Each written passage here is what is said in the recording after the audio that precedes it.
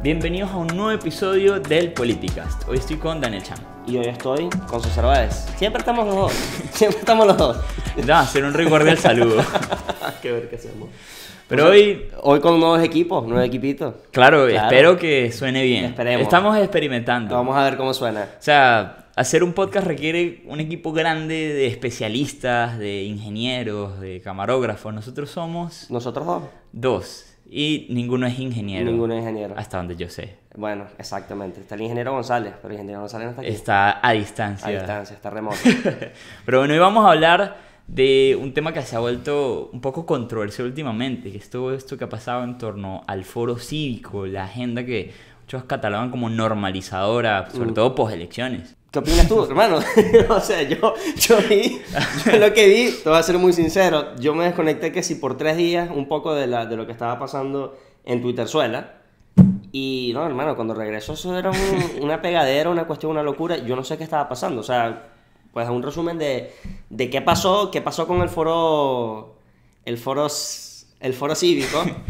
Me dio mucha risa porque estuve a punto de decir el foro cínico. Yo estoy a punto de decir, bueno, gracias, lo dijiste tú. Ok, sí, el foro cínico, porque eso es lo que siempre leí de Twitter que se dice, es el foro cínico. Me lo quería tomar muy en serio porque es un tema delicado, pero lo que pasa con el foro cívico es una agrupación que surge a partir de las protestas de 2017, pero realmente se consolida en el año 2021. Era una organización que funcionaba como un punto de encuentro entre diversas organizaciones de la sociedad civil y precisamente utilizaba este abrigo, o bueno, aún utiliza este abrigo de la sociedad civil para justificar una agenda que implica ir al exterior, conversar con gobernantes, conversar con personas importantes afuera y convencerlos de que en Venezuela no hay un problema de un régimen autoritario oprimiendo a sus ciudadanos, sino que en Venezuela hay dos males. Hay un régimen autoritario que oprime a sus ciudadanos y hay una oposición extremista que parece que no se deja oprimir. Exactamente, que no se deja oprimir. Son extremistas porque no se dejan oprimir. Que se resiste a la opresión. Y eso está muy mal, aparentemente. Y claramente, o sea, a mí me parece que está bien ser extremista por la libertad, ser extremista por respeto a la justicia. Creo que no hay un grado de aceptar la justicia. ¿Qué fue el que dijo eso? Extremismo por la libertad no es un vicio. Eso fue, bueno, eso lo dijo Goldwater, pero después de eso perdió las elecciones. Imagínate.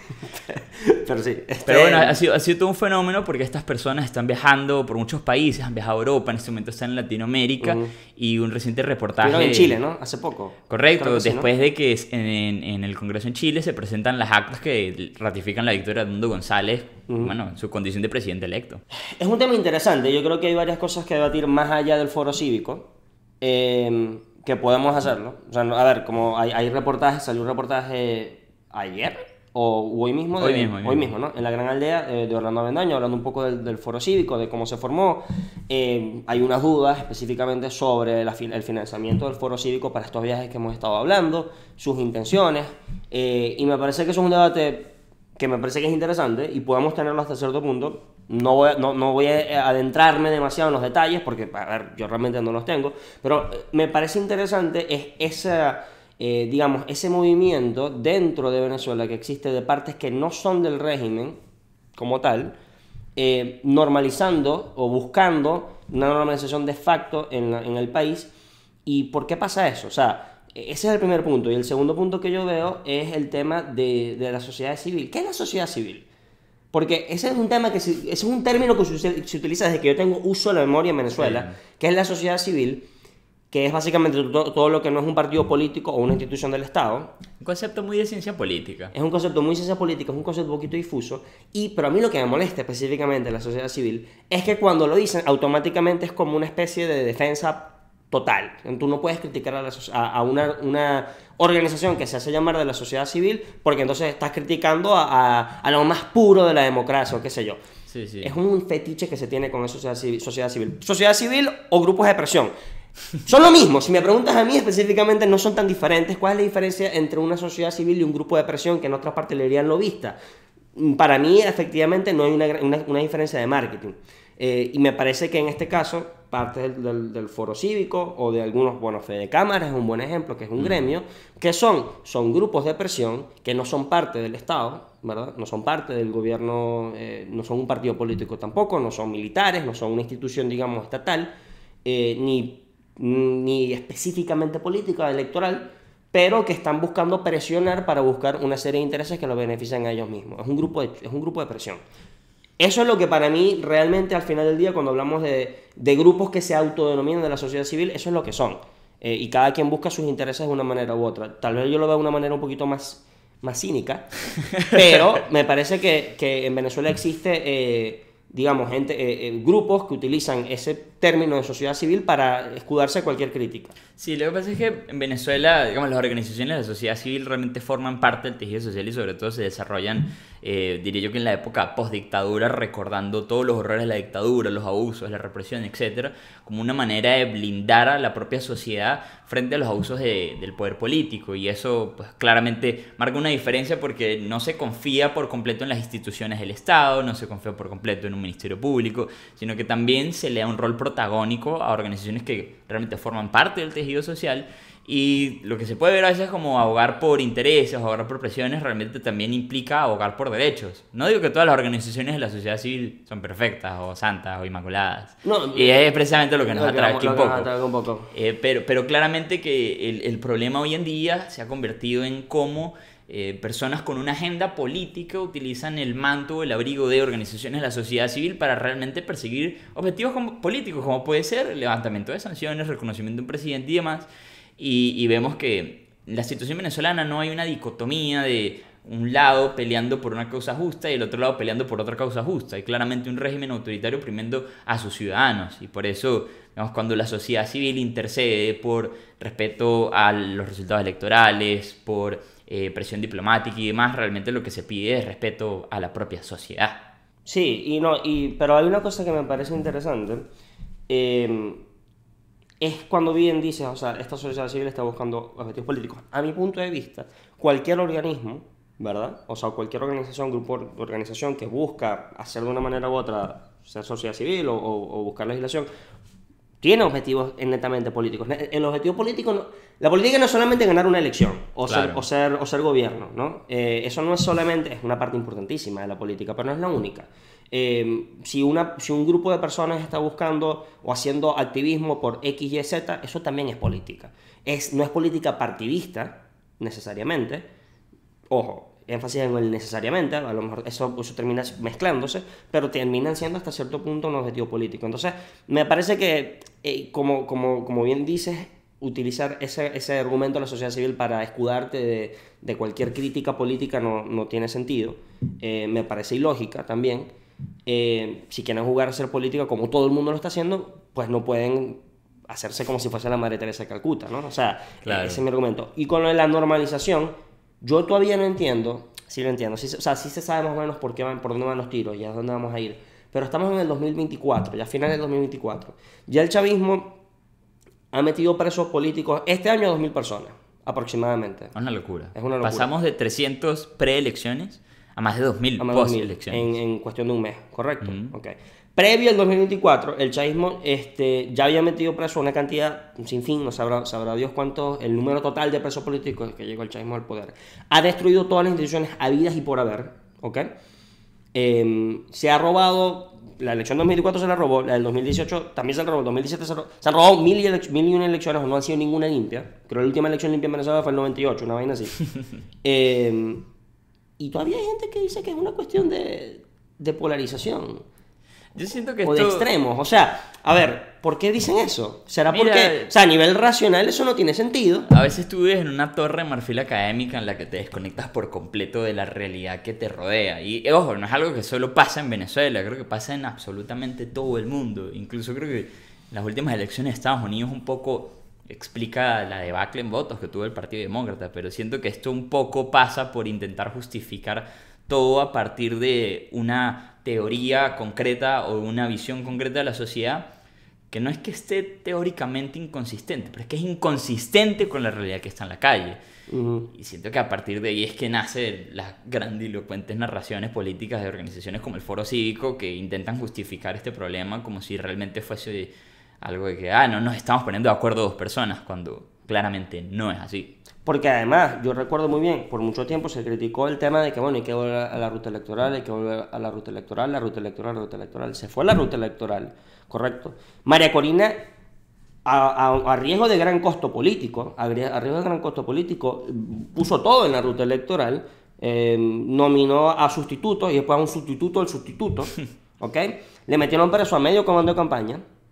En los comandos regionales G20 también fueron puestos presos durante la campaña y eventualmente después también. Entonces se siguió, digamos, la ruta de esta ala, de esta gente que está diciendo este tipo de cosas. Cuando se roban las elecciones, ¿por qué ellos se callan? O sea, claro, es evidente, y ahí es donde voy yo. Yo creo que es un poquito más allá, no es solamente una cuestión de grandilocuencia y de torre de marfil, porque tú puedes tener tu torre de marfil y tú puedes tener tus teorías, pero evidentemente llega un punto en el cual la realidad hace añicos tu teoría, y entonces uno tiene que revisar sus teorías.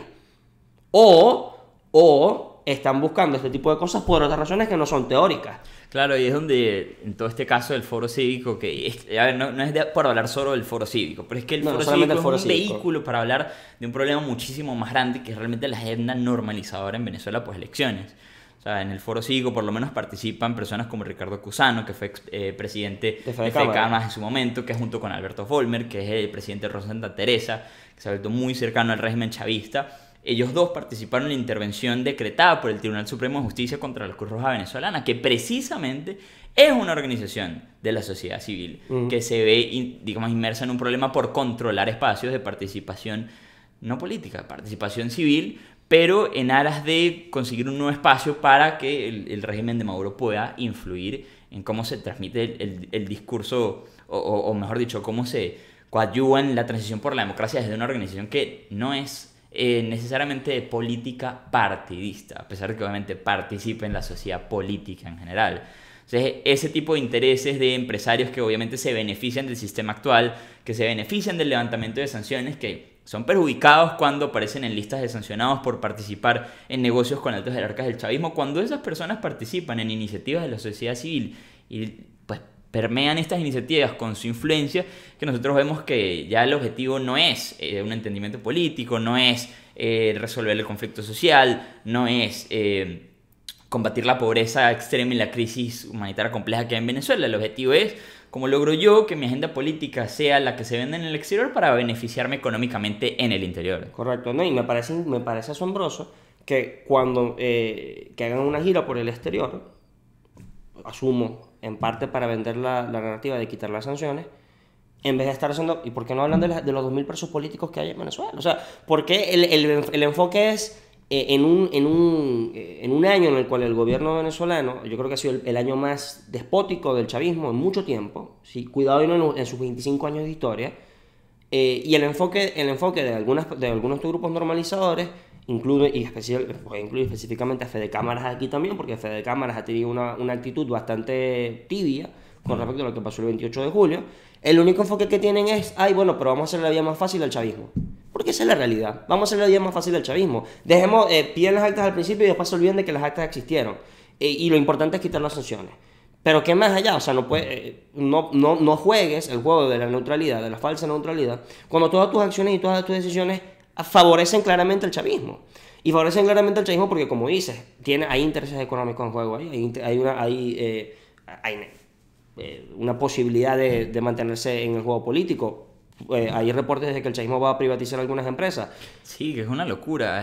Alex Saab pasó de ser un convicto en Estados Unidos, procesado en Estados Unidos, a ser ministro de Industria, a lanzarse unas aventuras tan locas. Quieren privatizar, entre comillas, monómeros en Colombia. Se ha metido como en una especie de conflicto diplomático con Gustavo Petro, porque Petro se opone férreamente a que Monómeros, que es una empresa estatal en manos del Estado venezolano, pase a manos privadas. Eso obviamente no le beneficia a él en sus intereses políticos particulares. Hay una lista de 350 empresas del Estado venezolano que ya fueron ofrecidas al sector privado, y parece que es una lista que puede aumentar incluso hasta 600 empresas. Y cuando uno habla de privatización, realmente va entre comillas, porque es privatización a la rusa. Es entregarle un activo del Estado venezolano, en el cual obviamente toda la sociedad venezolana tiene un interés, a un testaferro, a un oligarca cercano a la estructura política, que se va a beneficiar ahora privadamente de algo que en teoría le pertenece a todos los venezolanos. Y bueno, y lo hacen de una manera muy poco transparente.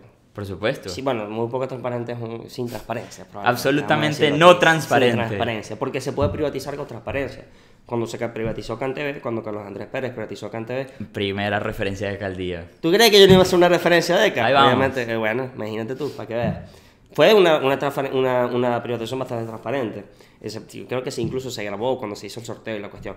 Pero esto no va a ser ninguna privatización transparente. Y evidentemente, mientras se hacen estos amagues de privatizaciones, tienes a empresarios o este grupo de fe de cámaras pidiendo digamos, Levantamiento de sanciones. levantamiento de sanciones y olvidarse del 28 de julio. No pasar la página del 28 de julio, eso no pasó. Sí pasó. Pasó y el problema es que... Es que ese es el problema político. El problema Exacto. político es que hubo una elección, la gente decidió Por paliza. por paliza, por 70-30, sin darle el voto al venezolano, a los, no sé, 6 millones de venezolanos que pueden votar que están afuera, porque hubiese sido 80-20, 85-15, correcto.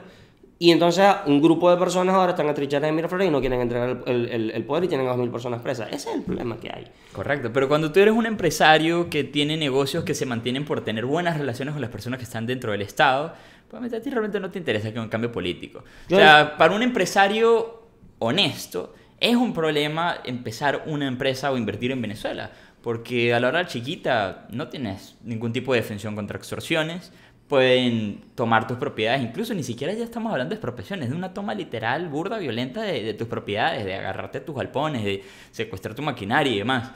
Y obviamente para un empresario honesto es un problema que no haya Estado de Derecho, para un empresario deshonesto no es problema que no haya Estado de Derecho. No, porque ellos... te proteges estando cerca de quienes están dentro del Estado. Exacto, porque es volver, digamos, a la vaina más básica de la política, ¿no? A la vaina más primitiva, digamos, a la cuestión más primitiva. Es la persona que tiene el control de las armas, el control de la coerción, en este caso el chavismo, y tú te guías de esa gente y hay una relación económica que los beneficia. Tú los beneficias a ellos, probablemente tratando de mantener la paz a nivel social o de una manera, y ellos te permiten tener tu empresa y te darán alguna prebenda. Y ya, esa es la realidad, es una cuestión muy transaccional, muy básica, medio mafiosa. Y bueno, esos son sus intereses. Sí, pero los extremos, entonces el extremista no es el venezolano que está pidiendo que se respete el voto. El extremismo verdadero es esta gente que está esperando que todos los venezolanos dentro y fuera del país se hagan los ciegos, omitan la realidad para que ellos puedan seguir ganando más dinero con sus negocios mal habidos del gobierno. Eso es una posición que a mí me parece extremista. Por supuesto, Eso extremadamente malvada. Es extremadamente malvada. Eso sí es una posición extremista porque es, bueno, el 95% del país se tiene que ir al carajo para que yo me gane mi dinero. Eso es una posición, me parece a mí, bastante extremista. Y espero que entonces que aquí las organizaciones civiles y todo el tema y de la sociedad civil y la Nueva Cruz Roja y el Foro Triple Cívico y qué sé yo... Bueno, que hagan un llamado de atención, porque es una cuestión increíble, que es un extremismo, me escuché que no es un extremismo de proporciones simétricas, sino en el mensaje. No, bueno. Porque claro, proporciones simétricas no hay, porque 70-30 que le metimos, pero entonces que el extremismo va en el mensaje, que sabrá Dios qué significa esa vaina. Sí, y eso va en conjunción también con posiciones internacionales como la que ha venido teniendo el gobierno de Colombia, Gustavo Petro. No, esa que, es otra. Impresentable, dijo que las elecciones habían sido un error, porque no pueden haber elecciones libres en un país bloqueado. La gente no puede votar libremente cuando hay sanciones sobre un país. Y a mí lo que me parece más cínico es que tú digas, las elecciones fueron un error. Porque no te gustó el resultado. No, pero ¿qué me estás diciendo con eso? Que no teníamos que votar, que no pueden haber elecciones más nunca en Venezuela. No, sí pueden haber, si gana el chavismo. Bueno, obviamente, si no hay elecciones. Exacto. Entonces, bueno. ¿para qué los vas a hacer? Ya sabes cuál es el ganador. Pero es un poco parte también de la agenda normalizadora que ahora te dice, no hay manera de que el chavismo entregue, por tanto, todo lo que está haciendo es un error. Hay que buscar alguna forma de que el chavismo se relaje, no sé cómo. No solo es un error. Está mal moralmente y todo. Es una cuestión extrema. Eso es lo que a mí me parece absurdo. Porque si lo puedes hablar del realpolitik. No, bueno, imagínate tú. Bueno, si no. Creo que es un amigo que siempre le dice que son los maquiavelos de... Los maestros. Los maquiavelos de alpargata. Edgar dice eso. Saludos. Saludos. Bueno... Si me lo dices de ese argumento, también le pongo el ojo, pero es otra cosa. No, pero es una cuestión incluso con una carga moral. Porque entonces te hacen, como siempre, esa falsa equivalencia en el caso específico de Gustavo Petro. Bueno, no hay elecciones libres porque Estados Unidos tiene unas sanciones. Entonces la oposición, al pedir y exigir elecciones libres, están haciendo el mismo mal que Maduro al meter 2.000 personas presas, matar a 30 y robarse las elecciones. Eso es absurdo. Eso es absurdo, eso es totalmente absurdo, no tiene ningún tipo de sentido, ni moral, ni político, ni nada por el estilo. El único sentido que tiene es que si está dentro de tus intereses y tu agenda, mantener al sistema porque tú crees que o uno, te beneficias de él, o dos, simplemente crees verdaderamente que el sistema es intumbable, y dices, bueno, en vista de que este sistema es intumbable, la mejor manera es tratar de modificar los peores impulsos del chavismo. Eso es siendo muy, digamos... Está siendo muy bueno. Estoy siendo muy bueno ahí, Sí. yo creo que en esa segunda opción. Pero esa es una realidad, y el caso de Petro es terrible. Esas declaraciones sorprenden, pues no. No, para nada. Evidentemente no sorprenden. Creo que algo que hay que aclarar con Petro es que ninguno confía en Gustavo Petro. Pero a Yo la creo que ni persona Gustavo Petro confía en Gustavo Petro. No, él sí confía porque es medio psicópata. Él se cree la segunda encarnación Bueno, de Mandela. pero depende. Si Gustavo Él quiere resolver todos los problemas del mundo y qué mejor que empezar por Venezuela. Y ojo, me hubiera gustado que hubiese empezado por Venezuela. Las primeras declaraciones internacionales de Gustavo Petro era que sí sobre el tema de Israel y Palestina y demás, tipo, Colombia no tiene tanto en juego como para que el presidente sea tan involucrado en este problema. ¿En serio? No me digas. No, Gustavo Petro es un tema y su Twitter y su manera de gobernar ha sido... Una locura. Una locura, pero bueno, para cerrar un poco el tema de Petro y responsabilidades, yo creo que sí es cierto, o algo de cierto tiene las personas que llevan toda esta narrativa en que hay responsabilidad política por parte de la oposición en tener una agenda que permita resolver el conflicto social y político en Venezuela. Eso, pues claramente que la hay, pero esa responsabilidad se venía expresando, por ejemplo, en una María Corina que a pesar de todas las trabas, a pesar de una inhabilitación inconstitucional, a pesar de la persecución, a pesar de todos los obstáculos que el régimen de Maduro ha puesto a participar en la vía electoral, se mantuvo en esa vía, a pesar de que nombró una sustituta que sin ninguna razón no se le permite inscribirse como candidata, a pesar de todos esos problemas, la oposición venezolana ha transitado por una vía electoral, incluso sabiendo que el resultado que podía anunciar el CNE era un resultado fraudulento. Claro. Y por eso se hace toda la operación masiva de recolección y publicación de las actas.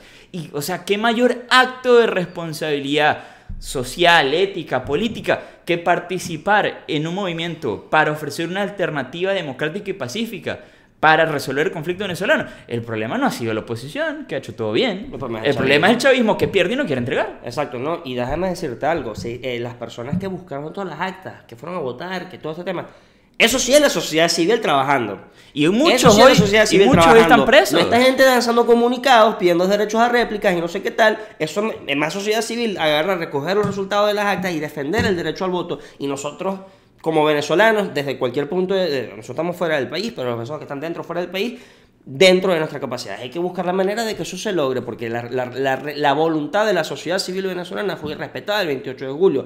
Y el gobierno quiere que eso se olvide y quieren que nosotros nos olvidemos y quieren que todo el mundo diga como si eso no pasó absolutamente nada, nos damos por vencidos. Y eso no está bien ni moral ni políticamente. Y es lógico, y parece absurdo, hay que repetirlo cada rato, pero hay que decirlo cada rato, que lo que pasó el 28 de julio fue un robo masivo y hay que buscar la manera de ejecutarlo. Y lo que bien dijiste, María Corina, incluso después del robo del 28 de julio, le ha dicho 1000 veces a Maduro, vamos a sentarnos a negociar. Claro. A sentarnos a negociar. Dentro... A negociar tu salida. Claro, vamos a negociar dentro del contexto de la elección del 28 de julio, porque claro, tú vas a hacer esas elecciones. No vamos a negociar en la alcaldía. No, que creo que eso es un punto positivo para Corina que la mayoría de los venezolanos ven. Saben que es una persona que no va a negociar condiciones para las elecciones de 2025. Lo único que María Corina puede negociar, porque realmente es el mandato que se le ha dado, y lo único que María Corina expresa que está sobre la mesa es la salida de Nicolás Maduro del poder. Exacto. Y la transición hacia la democracia en Venezuela. Es un punto súper a favor para poder entender que este proceso que se está llevando a cabo es muy responsable por parte de una oposición que golpeada, perseguida, torturada, asesinada, igualmente se mantiene en vamos a construir una transición hacia la democracia, que es la única forma que tenemos para resolver el conflicto en Venezuela. Pero bueno, hermano, esto terminó siendo un rant. Sí, un episodio un poco de descargue. Sí. Pero creo que lo amerita. El tema del foro cívico y demás ha estado... Bueno, con todo este reportaje hemos sacado un video en Politics también hoy, que probablemente hoy signifique algunos días atrás cuando se publique este podcast. Pero es preocupante y es un poco parte de la antesala del 10 de enero. El 10 de enero. El 10 de enero viene. Edmundo González dijo que él se va a juramentar en Venezuela. En Caracas. Así que hay un plan. Así dijo. Que no tiene el boleto. Lo había comprado. Bueno, pero que no se vayan con Biasa. Por favor, que no llegue a Maiquetía. Es lo mínimo que espero. Y Bueno. estaremos acá para comentarlo, En la capital de Venezuela, Caracas, lastimosamente. por ahora. Si la capital fuese Maracaibo, bueno, imagínate. Si la tú. capital fuese San Cristóbal, el chavismo hubiera caído. Clásico del 2014. No, y si jugáramos en Pueblo Nuevo. La gente se conforma mucho con los empates. Por Ah. cierto, bien ahí Deportivo Táchira, campeón del torneo Clausura. Vamos por la 11ª. Espero, con Ulu Mufa. Y nosotros seguiremos aquí para comentarla. No el Deportivo Táchira, pero Mundo Gonzalo. Bueno, muchísimas gracias por conectarse a este nuevo episodio de Política. Recuerden seguirnos en nuestras redes y vamos a seguir comentando todos los hechos de actualidad política en Venezuela y en el mundo en este canal. Muchas gracias.